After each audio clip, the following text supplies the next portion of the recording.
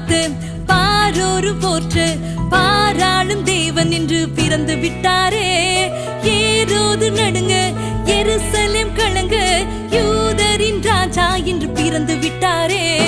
பாரோரு வாழ்த்து பாரோரு போற்று பாராளும் தேவன் என்று பிறந்து விட்டாரே.